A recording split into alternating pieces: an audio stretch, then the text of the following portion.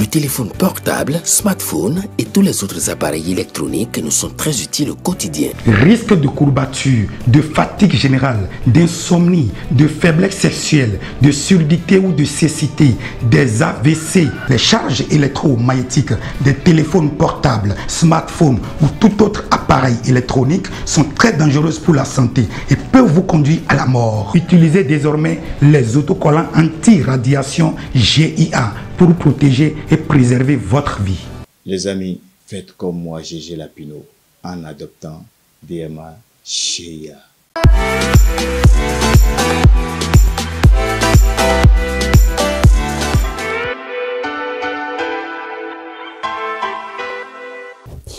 Mesdames et messieurs, merci de nous retrouver sur ce numéro de votre émission Le Meilleur Réveil. C'est un nouveau mois, une nouvelle semaine. Tout le plaisir est pour nous d'être toujours en votre compagnie. Tout de suite, la toute première rubrique de cette émission avec Mathieu Kolawole Bokor que j'installe pour vous sur ce plateau. Tout de suite, émettons, enfin, il est là. Mathieu Kolawole Bokor, bien le bonjour. Bonjour, Latifat, bonjour à tous les amis internautes. Et votre week-end? Super bien, oui, ça s'est bien passé. J'espère que votre semaine aussi a été bonne. On vient juste de la démarrer, Mathieu Kolawole Bokor. Donc, avec vous, nous allons prendre note de toute l'actualité de ce lundi 2 décembre 2024. Et on démarre par la guérite, mesdames et messieurs, amélioration des conditions de vie des albinos au Bénin. Alimatou Badarou plaide pour une action audacieuse. Remobilisation des militants de Porto Novo, le parti Les Démocrates outille ses coordinateurs d'arrondissement. Fusillade à Azové, un jeune maçon grièvement blessé lors d'une opération douanière. Et puis, ADJ 2025, la liste des sociétés agréées dévoilée. Audit du fichier électoral, Wilfried Léandre Humbedi réaffirme la position de Talon. Matin libre qui met cadre de concertation de l'opposition, les griefs de Richard Boni. Libération, audit du fichier électoral, le gouvernement rassure l'opposition après le refus de l'Union progressiste Le Renouveau et du bloc républicain. Gascani Info, audit du fichier électoral, pourquoi un nom expressif? Des partis de la mouvance s'interrogent. Gascani Info, Visa Info, 1er décembre 2021, 1er décembre 2024, votre journal. Visa Info a officiellement 3 ans, dit Visa Info. L'événement précis, malgré la réticence de l'UPR, du BR et autres pour l'audit du fichier électoral, le gouvernement déterminé à soutenir l'initiative de l'opposition. Dynamisme, info, liste électorale informatisée crédible pour 2026. Le parti Renaissance nationale favorable au dialogue, mais là, dans la légalité. Soleil levant qui met mouvement Bénin Vision 2026, le président Hippolyte Arondemais rejette l'idée d'un audit du fichier électoral, soutient la position du BR. Matinale, élection générale de 2026, la mouvance présidentielle resserre les liens, une coalition des partis politiques bientôt mis sur pied. Et puis on va finir justement avec la guérite qui met amélioration des conditions de vie et des albinos au Bénin. Alimatou Badarou plaide pour une action audacieuse, remobilisation des militants de Porto Novo, le parti Les Démocrates outille ses coordinateurs d'arrondissement. Fusillade à Azové, un jeune maçon grièvement blessé lors d'une opération douanière, ADJ 2025, la liste des sociétés agréées dévoilée et puis audit du fichier électoral. Wilfried Léandre Humbedi réaffirme la position de Talon Latifat Sokowe.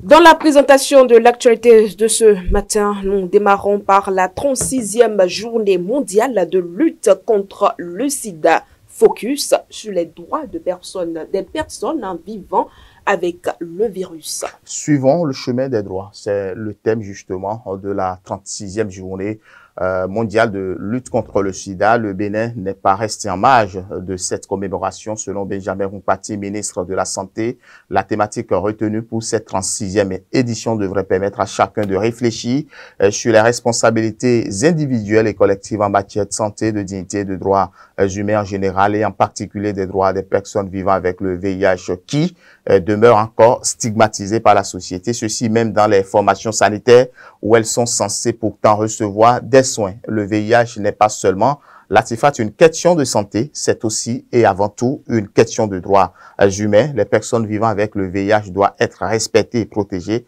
en toutes circonstances, a déclaré le ministre Benjamin Humpati. Pour lui, ces personnes ne doivent souffrir ni de stigmatisation, ni de discrimination, encore moins de marginalisation, et tout en restant justement focus sur le renforcement des droits des personnes vivant avec le VIH. Le ministre de la Santé indique qu'il est important de renforcer la prévention à travers les campagnes de sensibilisation afin que chacun comprenne que la prévention est l'une des armes les plus efficaces contre la propagation du VIH.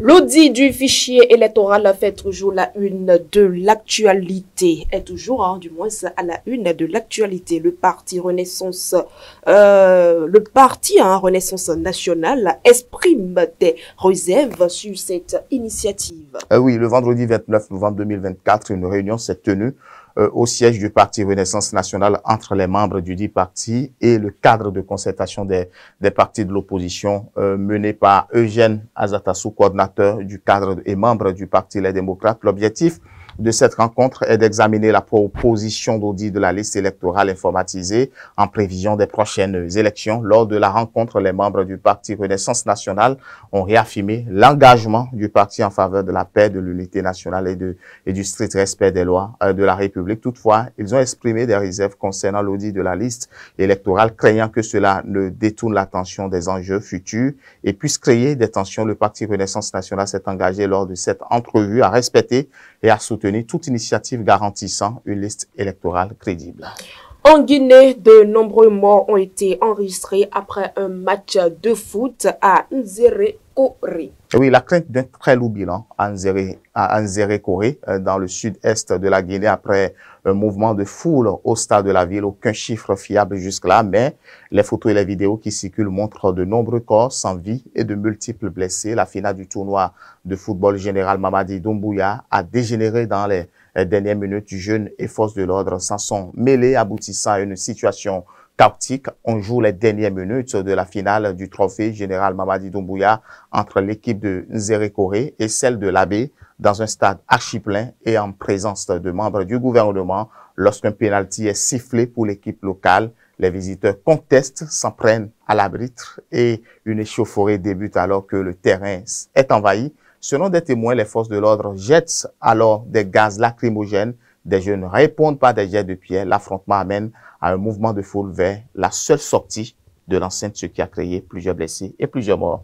Nous parlons à présent du championnat féminin saison 2024-2025. Le football féminin reprend service. Oui, ça a été officiellement lancé le samedi 23 novembre dernier au stade Omnisport de Grand Popo. Les championnats féminins des premières et deuxième divisions étaient à l'honneur ce week-end. Les premières journées des D1 féminines et D2 féminines de la saison 2024-2025 se sont jouées. C'est samedi 30 novembre et dimanche 1er décembre 2024. Nous avons les résultats suivants. D1, résultat complet de la première journée. Poule A, Espoir FC qui a battu Cefos qui bat Espoir FC 1-0.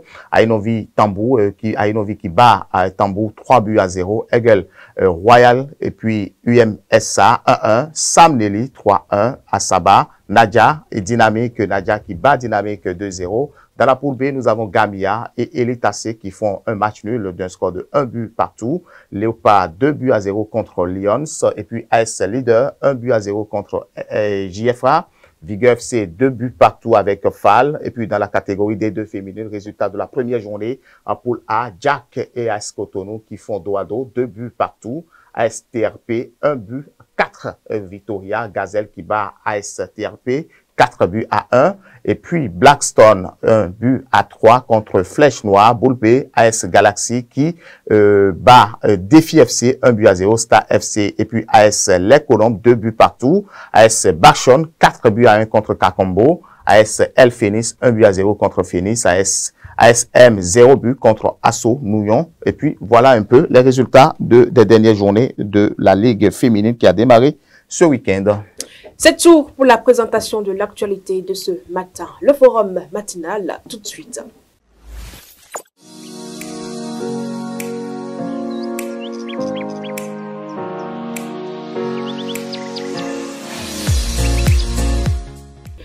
Nous y sommes à présent, mesdames et messieurs, nous sommes bel et bien dans le forum matinal de ce 2 décembre 2024. Mathieu Kolaole-Boko, des négociations ont démarré en ce qui concerne les accords de gouvernance entre les partis de la mouvance présidentielle. Évidemment, et c'est permis par le code électoral, le nouveau code électoral qui a été voté le 5 mars 2024 à l'Assemblée nationale, justement, et qui permet aux différents partis politiques de se mettre ensemble pour un accord qui sera bien défini dans les jours à venir. Je pense que depuis la mise en place, quand même, c'est vrai qu'on va me dire que c'est peut-être ça peut ne pas être vrai.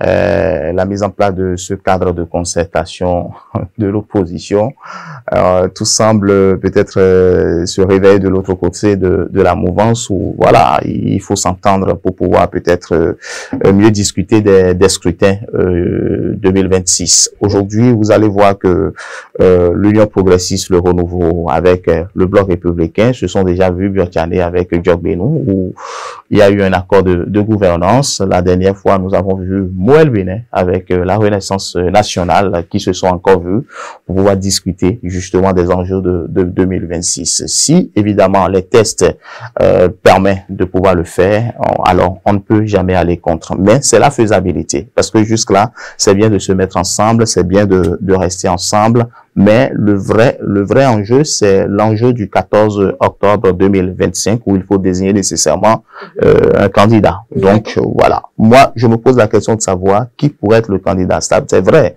on va me dire que le chef de l'État coiffe la majorité des partis politiques ou bon, même si ça grogne, on pourrait se taire. Mais est-ce que ce ne serait pas peut-être, on pourrait pas peut-être voir l'enjeu de 2016 qui pourrait être 2016 avec Boniaï qui a proposé Lionel Zissou justement. Vous voyez, l'enjeu est là. Parce que moi je dis c'est bien de se mettre ensemble, de montrer à la population qu'on est ensemble, de montrer au peuple que tout va bien entre nous, alors que à l'interne il y a toujours des crises, il y a toujours de feu sous la cendre. Donc moi l'enjeu c'est octobre 2025 qui désignait justement pour représenter tous ces partis politiques pour pouvoir aller aux élections de 2026. Bon, on attend de voir. L'accord de gouvernance n'est pas seulement la présidentielle, on va me dire, il y a aussi les législatives, il y a les communales qui se pointent aussi à l'horizon parce que nécessairement il y aura des maires qui seront désignés, des députés qui seront désignés au sein de ces différents partis politiques. Mais l'enjeu majeur, c'est le présidentiel 2025. Et puis, tout pourrait alors, en ce moment-là, éclabousser. Donc, moi, j'attends de voir la suite et j'attends de voir, franchement, les accords qui seront peut-être conclus entre ces partis politiques. Sinon, jusque-là, on serait en train de supputer, on serait en train de donner des hypothèses et on pourrait pas totalement aller au fond. Mais je pense déjà que c'est déjà bien de se mettre ensemble, mais c'est la suite peut-être qui pourrait mieux nous justifier. Avant de voir la suite que donnera cet accord de gouvernance, quand on prend par exemple la fusion du parti UP et PRD, on a assisté à des guerres. Est-ce qu'on ne risque pas d'en arriver là avec cet accord de gouvernance entre les partis de la mouvance présidentielle? Évidemment, on va me dire que ce n'est pas la même chose avec ces coalitions que nous avons enregistrées les dernières années en cours de scrutin. Nous l'avons déjà assisté après les années 90. En 91, nous avons vu Adrien Hungweji, nous avons vu Bruno Amoussou, PSD, qui se sont dit, voilà, nous allons faire des accords de gouvernance, etc. Bon, en 2006, nous avons vu avec cette coalition avec les partis politiques qui sont tous restés derrière Patrice Talon pour pouvoir le porter au pouvoir. Nous l'avons vu peut-être en 90, en 2000, voilà, avec Mathieu Kérékou et qui, nécessairement, avec la création de l'UBF, vous-même vous le savez. Donc, après, c'est des guéguerres, c'est des accords de circonstances, si on peut le dire, parce que cet accord n'est pas vraiment un accord de gouvernance. C'est un accord circonstanciel qui permet aux partis politiques de pouvoir se partager les gros lots. Et après,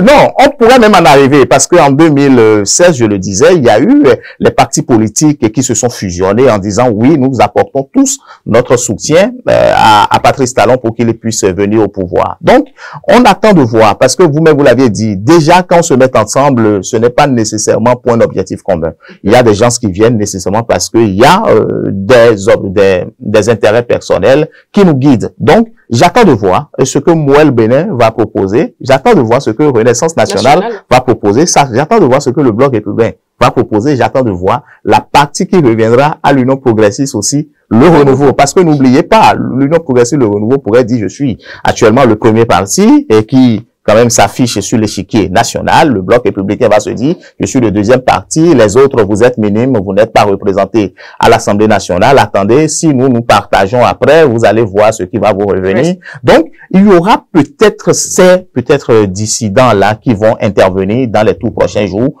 mais on pourrait ne pas l'afficher devant les médias, mais les crises pourraient être toujours internes. D'accord. Et là, vous avez semblé parler tout à l'heure du cadre de concertation. Est-ce déjà une forme d'accord de gouvernance qui s'annonce déjà entre les partis de l'opposition? Évidemment, parce que c'est justement ça. Si vous voyez le GSR, vous voyez le MPL, vous voyez le Parti national NFN, voilà, de Apollinaire Avoyon, et vous voyez les démocrates, ainsi de suite, et vous vous dites, voilà, on est ensemble, et nous avons déjà fait ce débat-là ici. Pendant combien de temps vont-ils tenir ces partis politiques ensemble? On attend de voir. Ce qui les réunit aujourd'hui, c'est l'audit du fichier électoral. C'est vrai qu'il y a encore d'autres accords ou bien d'autres doléances qui sont encore sur la table du président de la République avec le code électoral et bien évidemment, on attend de voir jusqu'où iront l'opposition, jusqu'où iront ces partis d'opposition, parce que moi je me dis, est-ce qu'ils vont tenir réellement? Est-ce que 2026 pourrait encore les garder pendant longtemps? Est-ce qu'avant 2026, il n'y aurait pas dislocation, il n'y aurait pas crise, il n'y aurait pas... Donc c'est à eux de nous démontrer quand même que nous, nos analyses sont superficielles ici, et c'est à eux de nous démontrer l'objectivité. Même quand vous circulez déjà, ou même vos micros, vous voyez déjà les différentes impressions des uns et des autres. On attend de voir. Jusque-là, l'accord de gouvernance suit son cours. Personne ne conteste l'accord de gouvernance. Tout le monde respecte les tests, si on peut le dire ainsi.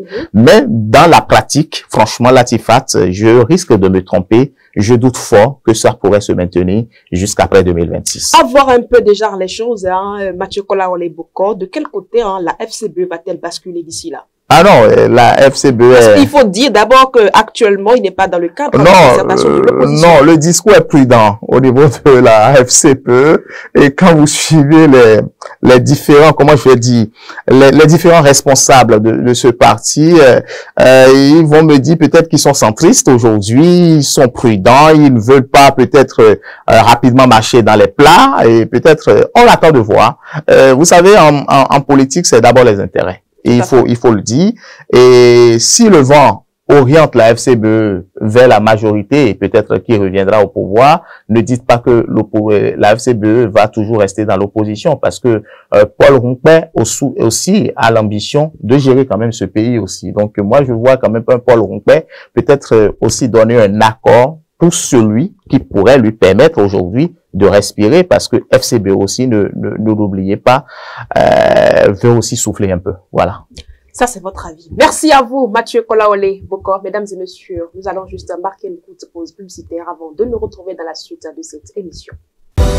Vous organisez un mariage, un anniversaire, un baptême, un séminaire, un spectacle, un meeting politique ou tout autre événement, Guérit TV Monde vous propose un service de sonorisation professionnelle de meilleure qualité. Pour plus d'informations, contactez-nous au +229 91 19 10 10.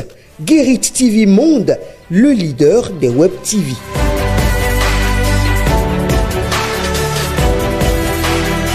Merci de nous retrouver dans la suite de cette émission, mesdames et messieurs. Ah oui, nous sommes réveillés ce matin avec une bouffée de fraîcheur. Aura-t-on droit à la chaleur à la mi-journée de ce jour, hein? Tout de suite, la météo.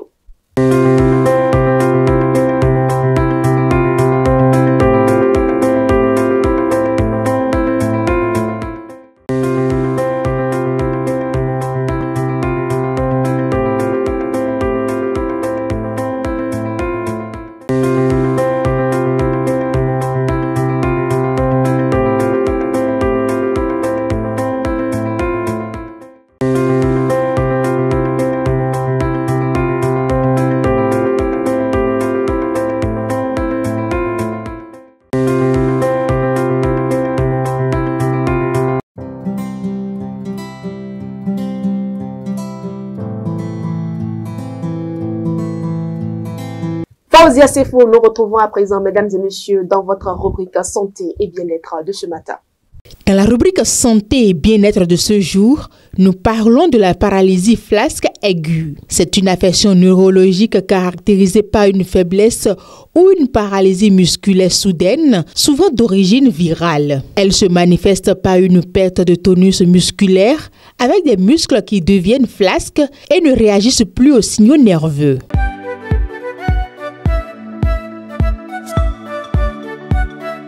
Les symptômes de la paralysie flasque aiguë peuvent varier en fonction de l'étendue et de la gravité de l'atteinte nerveuse. Ils incluent faiblesse musculaire ou paralysie soudaine, souvent asymétrique, perte de tonus musculaire, réflexe tendineux absent ou diminué, douleur musculaire, difficulté à respirer dans les cas graves.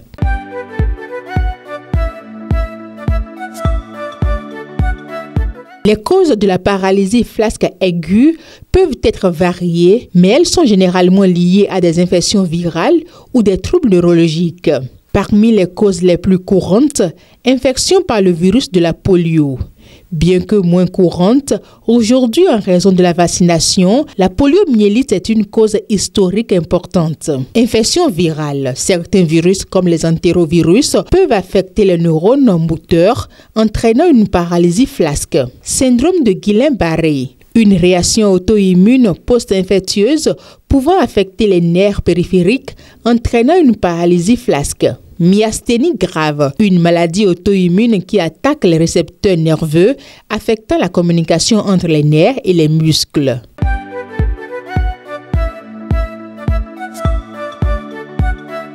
Le traitement de la paralysie flasque aiguë dépend de la cause sous-jacente. Les options incluent soins de soutien dans les cas graves. Des soins intensifs peuvent être nécessaires, notamment pour soutenir la respiration. Antiviraux. Si l'infection virale est identifiée comme cause, des médicaments antiviraux peuvent être prescrits. Immunoglobulines intraveineuses. Dans certains cas, comme le syndrome de Guillain-Barré, l'administration d'immunoglobulines peut être bénéfique. Rééducation. La physiothérapie peut aider à récupérer de la fonction musculaire.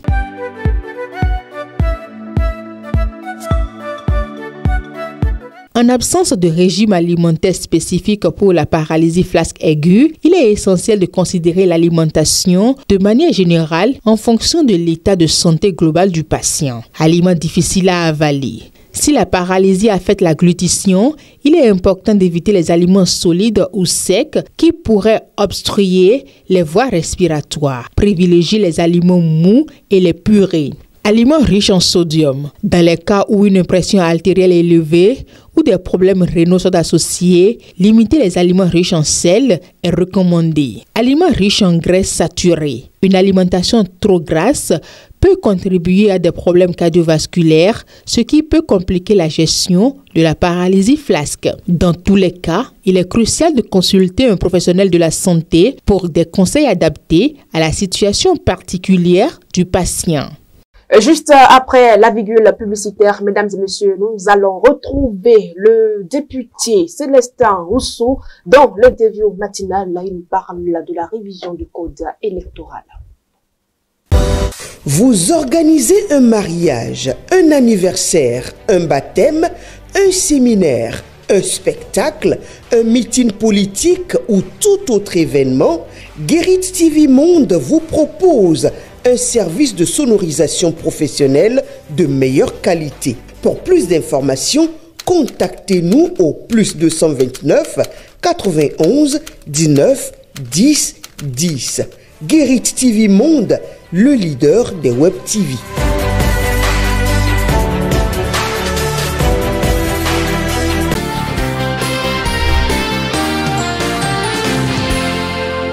Nous formulons nos souhaits. Nous demandons même, nous exigeons même que cela soit relu.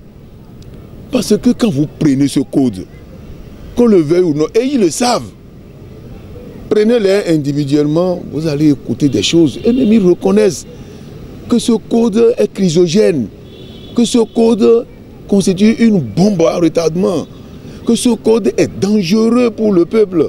En 2026, c'est-à-dire ce code va créer des problèmes inutiles qu'on peut éviter. Le président de la République doit éviter ça. Et donc, nous autres, vous savez, nous avons l'habitude d'alerter.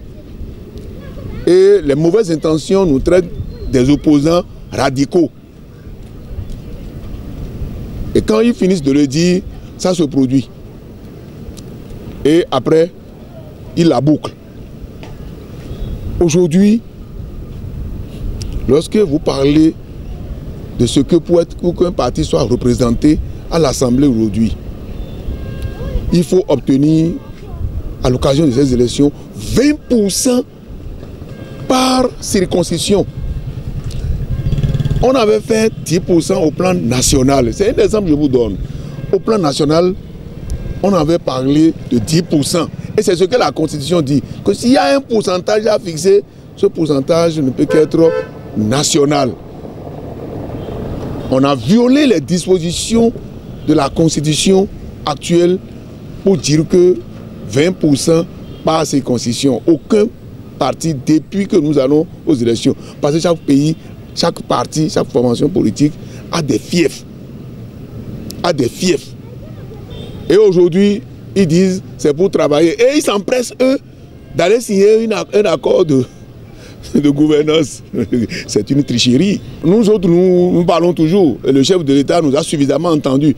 Parce que c'est juste un doigt aujourd'hui là qui va claquer pour que ce code-là soit relu. En fait, c'est à son niveau. C'est le président de la République qui va décider aujourd'hui pour dire moi, je suis venu en 2016 dans la paix. Je veux laisser ce pays en paix comme il nous l'a dit le 22 janvier passé. Nous, députés de l'opposition, quand il nous avait appelés, il nous a bel et bien dit qu'il laissera ce pays dans la paix, comme il est venu le trouver. Mais est-ce que s'il a fini de dire ça, et qu'on nous sort ce code-là aujourd'hui, est-ce que ça rime avec ce que lui-même il a dit? Nous continuons toujours d'attirer son attention et d'alerter la communauté nationale et internationale. Nous les prenons à témoin.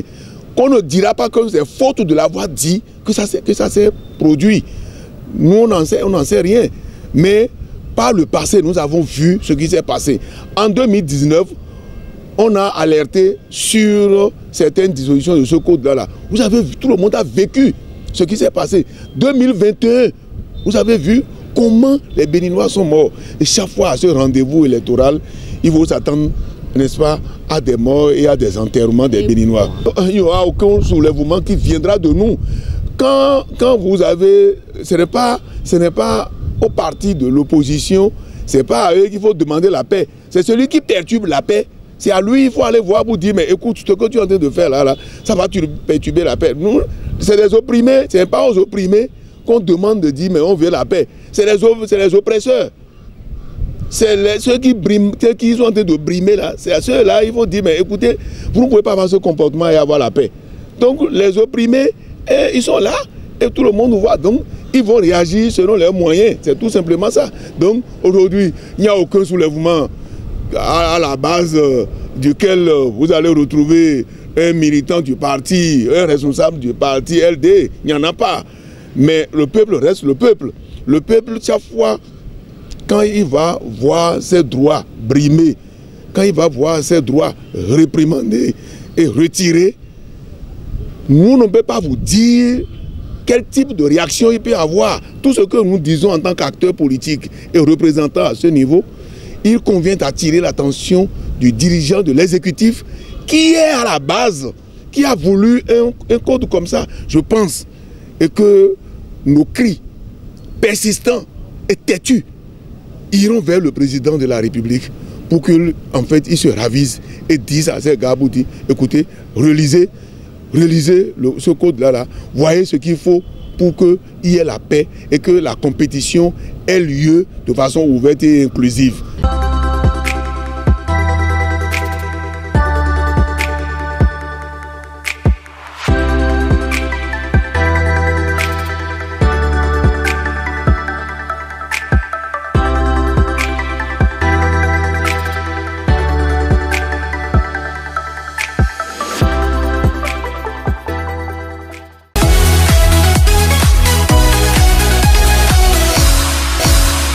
Oui, nous sommes dans la dernière manche de cette émission, mesdames et messieurs. Nous sommes bel et bien dans le coin cuisine avec Fauzia Sefou. Fauzia Sefou, bien le bonjour. Bonjour à vous, Latifat Koenou. Votre week-end? Super bien. Alors, on mange quoi ce matin? D'abord, nous sommes lundi, hein. J'espère que vous êtes bienvenus. Bien sûr. C'est lundi. Avec on veut quoi? Commencer la semaine avec de l'eau chaude. Accompagné des omelettes. Oui, parce que il y a un peu de fraîcheur. D'accord. Oui. Il faut amener un peu de la chaleur. C'est de l'eau chaude spéciale oui, ou bien spéciale. C'est ordinaire? Non, spéciale. D'accord. C'est de l'eau aromatisée. Bon, tout le monde sait chauffer de l'eau, hein. Voilà. Ou bien il y a encore une autre manière de voilà, moi, chauffer. je vous dis, ce que tout le monde sait faire, moi, j'apporte toujours quelque chose. Voilà. Oui. Donc, une particularité. N'ayez crainte, bien sûr. Quand je propose quelque chose sur ce plateau, sachez qu'il y a quelque chose que je vais apporter, ma touche personnelle. C'est voilà. ça, même. Bien ça, sûr. c'est pas au c'est faux. Bien sûr. Alors, pour l'eau chaude. I point aussi, pour l'eau chaude. Pas. Alors, pour l'eau chaude, je l'ai dit, l'eau chaude et les omelettes. D'accord. D'accord. Donc, pour l'eau chaude, on aura besoin notamment de l'eau, on aura besoin des feuilles de citronnelle, on aura besoin du citron, du miel. On va pas utiliser du sucre parce que la santé, oui, la santé est sensible, donc il faut savoir vraiment comment s'y prendre. On aura besoin des clous de girofle. Tout ça. Oui, dans notre eau chaude pour pouvoir bien se réveiller et bien démarrer la semaine et si possible bien la finir. Ok. Donc c'est un peu ça. Et pour les omelettes, on aura juste besoin des œufs, du piment vert, des oignons, du sel, et voilà, de l'huile aussi. Alors, on commence par l'eau chaude, hein, on commence par il y a beaucoup d'ingrédients qui doivent aller... Bien sûr, dans l'eau chaude. D'arôme, hein. Bien sûr. C'est pour ça que je dis à l'entame que c'est de l'eau aromatisée. D'accord. Donc voilà, donc dans une marmite, vous mettez votre eau au feu et vous mettez les feuilles de citronnelle. Aussitôt, bien sûr, oui. Et vous laissez mijoter. D'accord. Après, vous descendez, puis vous mettez les clous de girofle, le citron découpé en deux avec la peau. Oui. Et les feuilles de laurier. D'accord. Et vous laissez le temps de refroidir ou de devenir tiède. D'accord. Puis après, vous ajoutez le miel et c'est prêt.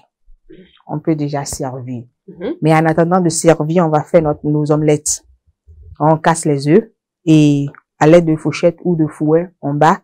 Puis après, on met le piment vert découpé, puis l'oignon et le sel et on bat à nouveau. Et puis, on renverse ça dans une casserole ou de poêle dans lequel on a déjà mis si c'est casserole, la casserole dans laquelle on a déjà mis de l'huile et on fait nos omelettes. Et déjà, on peut servir 2 minutes plus tard, hein. On surveille. On retourne les deux faces. Et puis, c'est déjà doré. C'est bien présentable. Mais ça prend encore. Non, c'est bien présentable. Puis, on peut déjà mettre dans un plat et servir à côté de l'eau chaude déjà réalisée. On accompagne d'un bout de pain? Bien sûr. C'est au choix, bien sûr. Du pain de la veille? Si possible. Ou des croissants. C'est tout ce que vous avez. Ah, omelette, du croissant. Oui. Ça, c'est du nouveau. Merci à vous, Fauzia Sefou, pour cette recette d'eau chaude, hein, surtout que vous nous proposez ce matin. Eau chaude, hein, tout fourni. Oui. Citronnelle, clou de girofle, feuille de laurier. Tout. Oui. En tout cas, je sais pas contre quoi vous luttez, hein. Merci donc à vous, Fauzia Sefou. Mesdames et messieurs, vous avez compris. C'est fini pour aujourd'hui. Merci de nous avoir suivis. Ce n'est que le début du commencement. On vous souhaite un bon mois de décembre et à demain.